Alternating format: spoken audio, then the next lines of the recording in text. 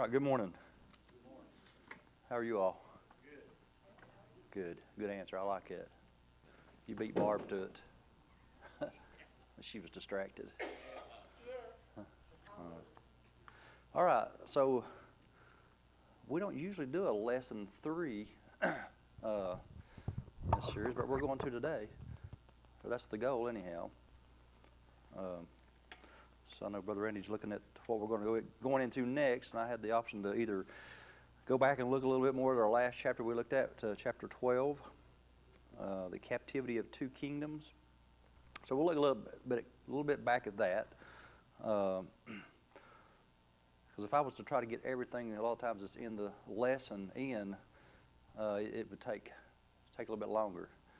So that's what we're going to do today. We're going to take a little bit longer and look back at that. We're going to look in 2 Kings chapter 17, will be one of the places that we looked. And we looked last time, we finished up, we were looking at the reign of King Hezekiah there in the southern kingdom, the kingdom of Judah. And he was considered to be one of the good kings, that he did his best to do what was right in the sight of the Lord. He didn't end that way, but that was his goal. It seemed like that was where his heart was at. We talked about a great revival that took place during his reign, just some of the things that took place. There was a revival of faithfulness to God's house. Was one of the first things we saw there in 2 Chronicles chapter 29. Verse 3, it says, he in the first year of his reign, in the first month, opened the doors of the house of the Lord and repaired them. So he set those things up, and we saw that he put leadership back in the position that it should be in. He dealt with the priest there in 2 Chronicles 29:5. So he had leadership playing its proper role. The third thing he did was the removal of things that have no place in the house of God. So again, there had been things that had been brought in that should have never been in the temple, in the places of worship. He had those things removed. They called it filthiness. There in chapter 29, verse 5, the last part of the verse says, and carry forth the filthiness out of the holy place. So he had that removed. So he had some good priorities to get started with, to begin with. And I asked the question, was it easy doing the right thing? I think that's probably about where we ended with it. And I think you all answered that it was not, is it? It's not always easy to do the right thing. But it's always right to do the right thing. That's probably not my quote, but I've heard that somewhere. So we're going to look at, we're going to back up a chapter or two, or 3 or 4, several chapters. We'll go back into chapter 17, and we're going to look at the northern kingdom just for a little bit this morning. The kingdom of Israel, which was made up of 10 tribes from the original 12, Judah being having the other 2. They are considered the lost tribes, and because of what took place there.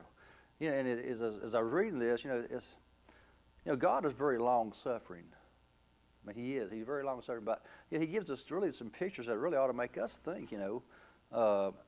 How God has dealt all through this series with Israel, how they would go into idolatry, God would deal with them, they'd come out of idolatry. God was always merciful to them, they'd go right back into idolatry. But God, sometimes he has a line, and He draws a line, and He says, all right, that's it, that's where we stop.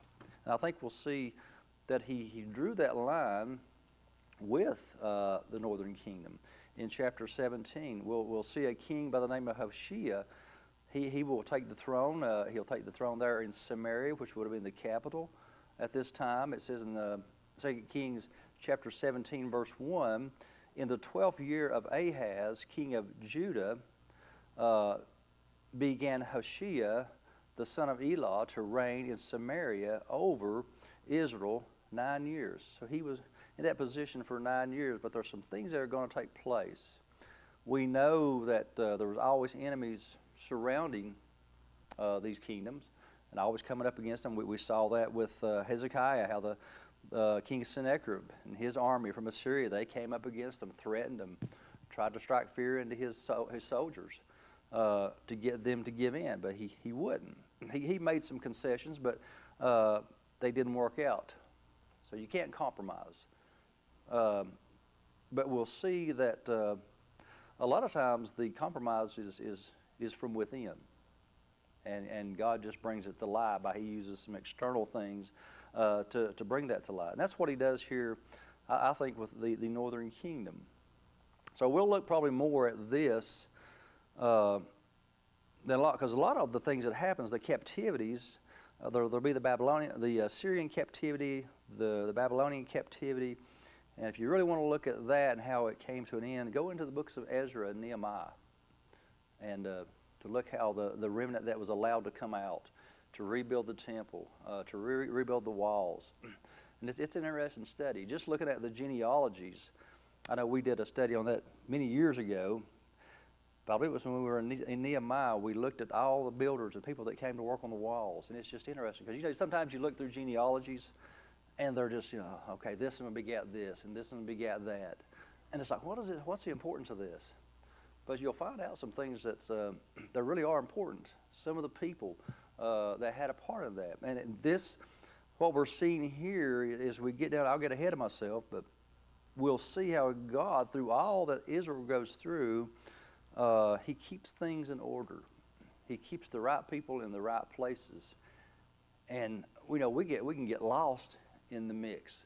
What's He doing? How's this all going to play out? And we'll see it all play out when we get into the New Testament. So in verse 5, and we'll get there, but just some of the things, just from the lesson itself, it talks about how the northern kingdom, there was a world power come up against them. Of course, that was Assyria. And they besieged the city for 3 years. And they finally conquered it in 721 BC. It tells us there in verse 5, it says, "Then the king of Assyria came up throughout all the land and went up to Samaria," and again, as we just said, "and besieged it 3 years." So can you imagine being under constant battle for 3 years? But these were long, drawn-out battles. It's not like we have today, we don't have all the equipment. Or they didn't have all the equipment and all the things that we have today. And a lot of times it was a very bloody battles, hand-to-hand combat. So it's known as the Assyrian captivity. And I wanted to read just a few places here in this chapter. If y'all want to read, well, I had my notes typed up, and I went to print them last night, and my printer wouldn't print. Well, this is going to be interesting. So it's going to be a plan B here. It just would not print. I could get some yellow highlight. I fooled with it for about an hour, and I got some notes. It printed. So thank the Lord. There was definitely some prayer involved, because I like to have something to kind of keep me a little bit on track. But if you look at how God dealt with, and I would encourage you to read all of chapter 17. Because if you don't see the patience of God and the hard-heartedness of the people that He was dealing with, it's amazing that God allowed them to go as far as they did. But He did. And I believe He does this. And I think this is lessons for nations today. That God has a line, and we can cross that line. And I fear sometimes that our nation, we're getting to a place where God is going to allow things to happen. I'm not to be a fearmonger, but I just know that God, He's a righteous God, and He's going to deal with things. And I've prayed. I hope you all prayed for our nation. We should be praying for our nation. We had a lady over at Brookdale, without fail, every service, she would request prayer for our leaders and for our nation. I don't care which side of the aisle they're on. We need to pray for them, that God would guide their heart. And that's what Israel needed, but they refused it. They rejected it time and again. What God had for them. God brought them up out of Egypt, didn't He? I mean, look out through how God has dealt with them from all through the Old Testament. How God has been so gracious to them, and how God has been so gracious to us, our country. A very unique country that we have. But just to look at a few things here, I wanted to read a few places. I want to read, first of all, how God, He gave them fair warning. I thought about reading a big bunch of this chapter. I'm going to read a few verses here. Chapter 17, verse 6 says, "In the 9th year of Hoshea, the king of Assyria, took Samaria and carried Israel away into Samaria." And as I read this, I think, boy, you have really come to a bad place when God almost wipes your whole gene pool off the face of the earth. He dispersed them. Then we'll see how He sent others in. So you came to a bad place when you get to that point. And carried Israel away into Assyria and placed them in different places. Placed them in Helah and in Habor by the river Gozan and in the cities of the Medes. For so it was that the children of Israel had sinned against the Lord their God, which had brought them up out of the land of Egypt from under the hand of Pharaoh, king of Egypt, and feared other gods, and walked in the statutes of the heathen, whom the Lord cast out from before the children of Israel, and of the kings of Israel which they had made. And the children of Israel did secretly those things that were not right against the Lord their God, and they built them high places in all their cities, from the tower of the watchman to the fenced city. So they were doing all these things. He says in verse 10, "And they set them up images and groves in every high hill and under every green tree. And they burn incense in all the high places, as did the heathen whom the Lord carried away before them, and wrought wicked things to provoke the Lord to anger." So I'll just go ahead and read here. We'll get to verse 13. He says, "For they served idols, whereof the Lord hath said unto them, Ye shall not do this thing." So God has dealt with them. He has observed this. It says they did these things in secret, but they were not done in secret. They were open to God. He knew what they were doing. And anybody that thinks they're going to fool God, they have fooled themselves. I heard a guy years ago, he said, if there was an 11th commandment, it should be, "Thou shalt not fool thyself." Because sometimes we try to fool ourselves, don't we?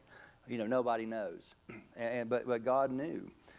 And I put just as a note for verse 13, that fair warning was given. He says in verse 13, he says, "Yet the Lord testified against Israel and against Judah by all the prophets." Now look, all through the centuries. Well, who are we studying about? What's our whole series about? It's about two prophets, isn't it? Who are they?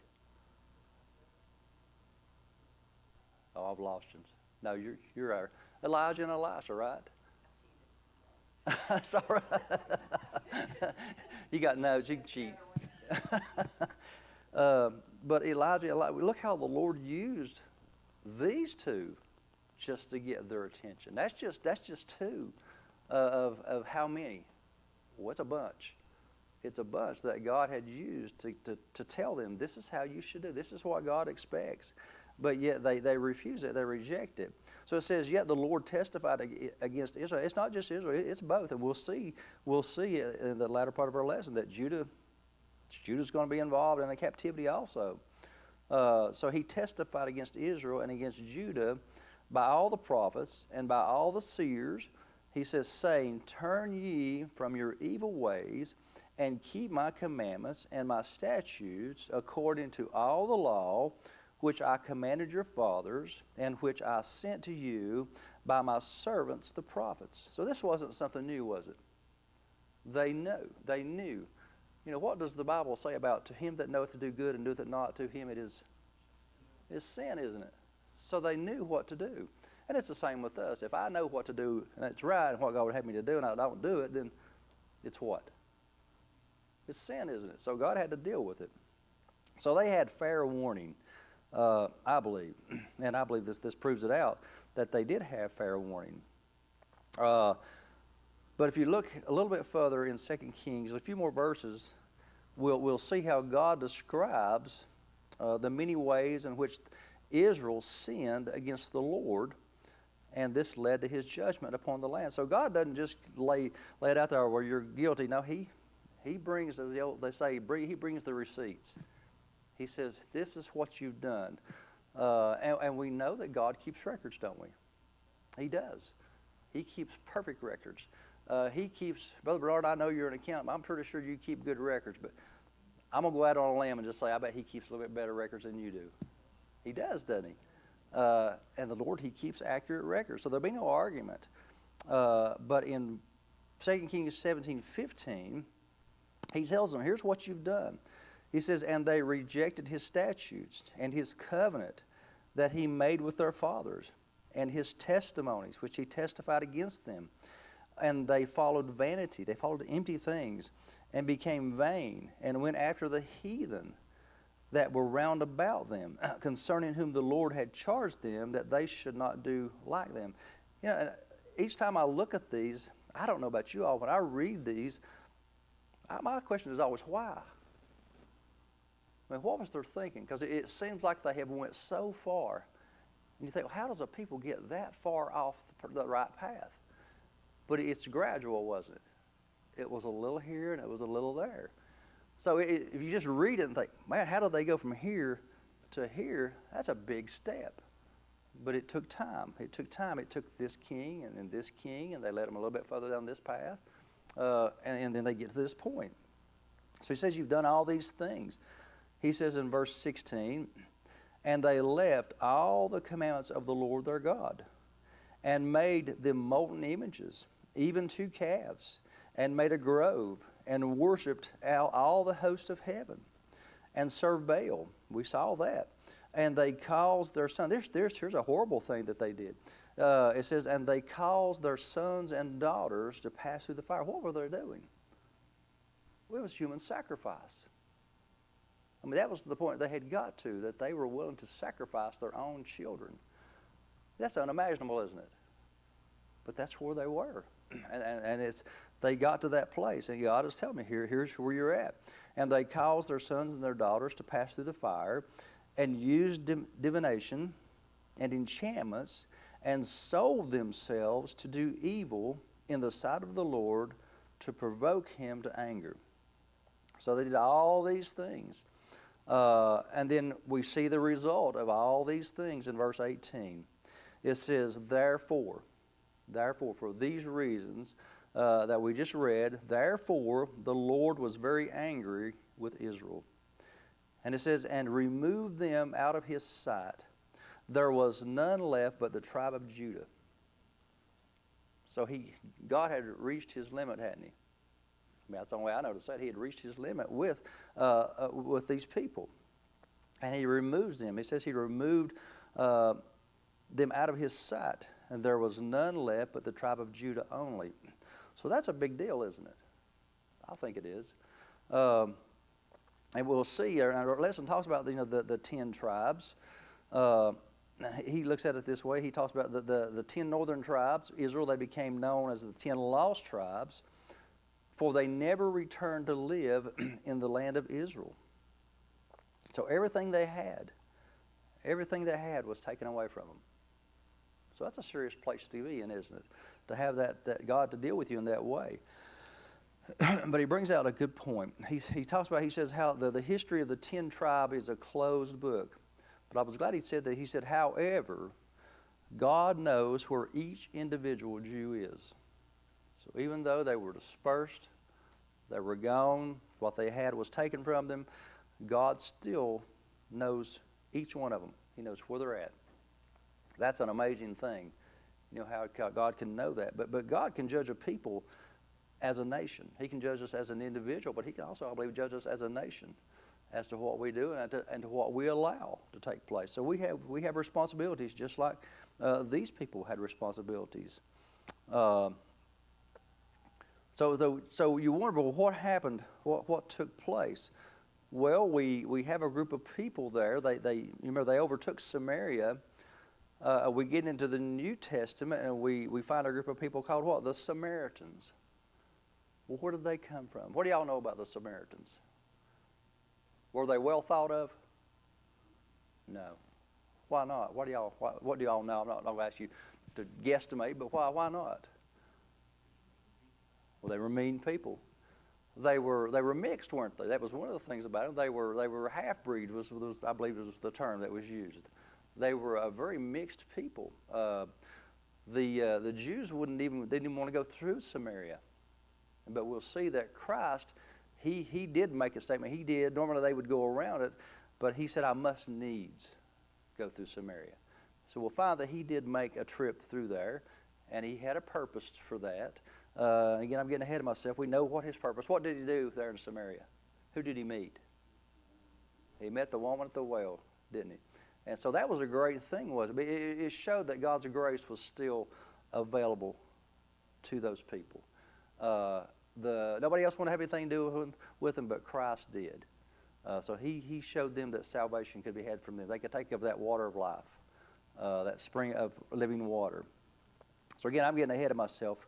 But in 2 Kings chapter 17, verse 24, it says, "And the king of Assyria brought men from Babylon." Now look what he does. They've captured them, and now he's gonna bring in others to populate and to have their land and their possessions.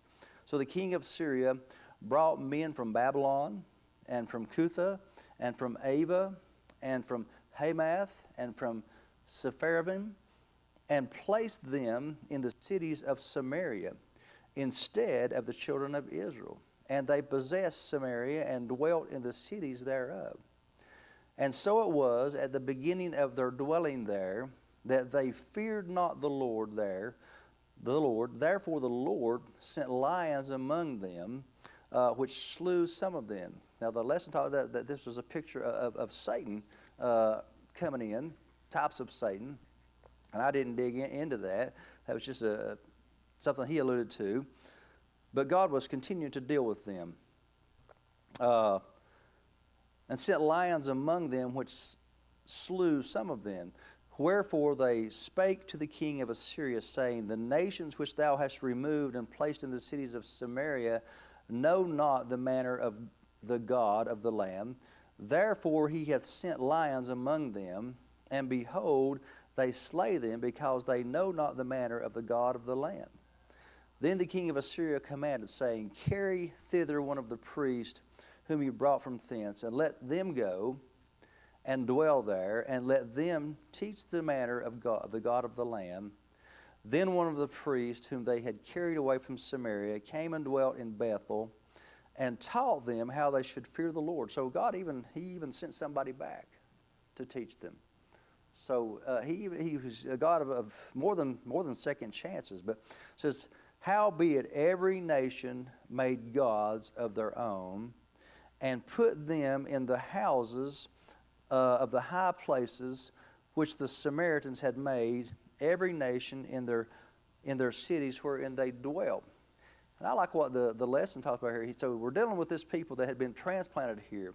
And he says this. He said unconverted people can never be taught to worship the true God. And that's true, isn't it?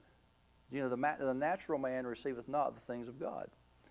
So here they had sent this priest in, but he was in a sense, he had an unconverted audience. They weren't going to receive these things. Their heart was not right. So it was not going to come to the end that he wanted it to. So it talks about the Samaritan people. It says that they fear the Lord and they serve their own gods. So in a sense, they kind of wanted to mix it, didn't they? We'll take a little bit of this and we'll add a little bit of this with it.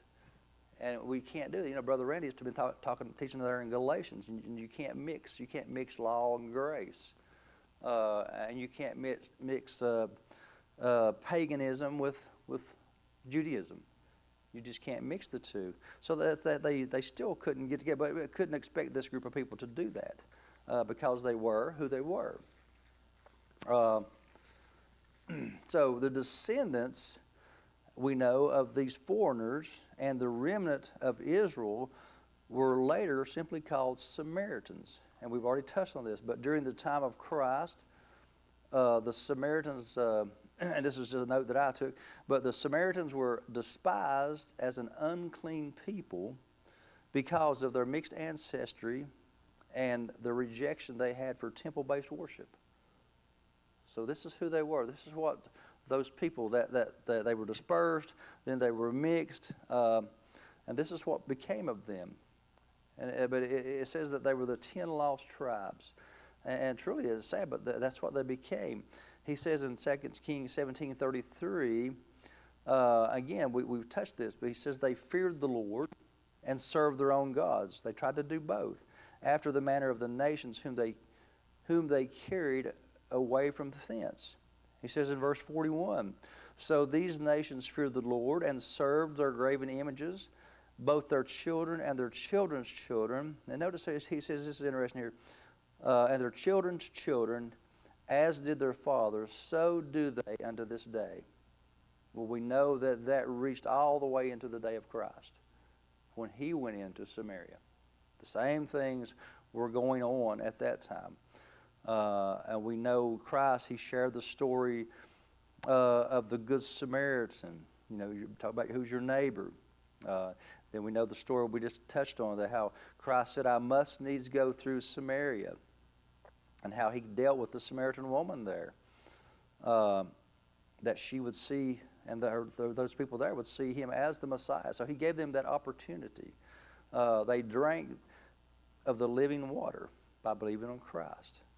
So that's just a real slight picture of the captivity that the northern kingdom of Israel went into, and how those tribes were dispersed, and they would never self-rule again. You know, it's sad. That's really sad that took place. But that's how it played out for them. Then I'm not going to tear a bunch of scripture, but the Babylonian captivity, probably a lot of us are even might be more familiar with that. Who was the king of Babylon when they took the Israelites captive? Do y'all remember? Nebuchadnezzar. So we do. We probably know more about that captivity than the others. This was the southern kingdom. And it was the kingdom that had, I think I counted, out of 20, either 19, I think they had 19 kings, and out of those they had 8 that were considered good kingdoms. I may have those numbers. One had 18, or one had 19, one had 20. But because of that fact, they're good kings. They held back. Our lesson talks about it. It says they held back the flood tide of evil. It was left to them to hold forth the banner of God's name among the peoples of earth. So Judah's southern kingdom, it lasted about 150 years longer than Israel before it went into captivity also. You know, something, what a blessed people they are and were, but yet we see where they ended up. You know, and all is not lost. We know that. But we know that Nebuchadnezzar, he was the king of Babylon. He came out against Judah. You can read that in 2 Kings chapter 24, verses 1 through 4. Judah served that kingdom for 3 years, and then they rebelled. And then at that point, Nebuchadnezzar, he sent military forces in to destroy it. And this started the Babylonian captivity. And again, I would encourage you to go and read Ezra and Nehemiah. I found it was very interesting series to go through, and just to see all the things that took place. You can even read about the Watergate there in Ezra. Did y'all know that? Y'all thought this was President Nixon, didn't you? No. That's actually where Ezra, he stood before the Watergate, and he brought a message to them. And that's a picture of the Word of God. But they went into this captivity, and you know, I put for me, they were in captivity for how many years? And some of these things are hard to remember. I know that. 70 years. That's a good while, isn't it? A lot of people came and gone during those 70 years. But again, God has had grace towards them.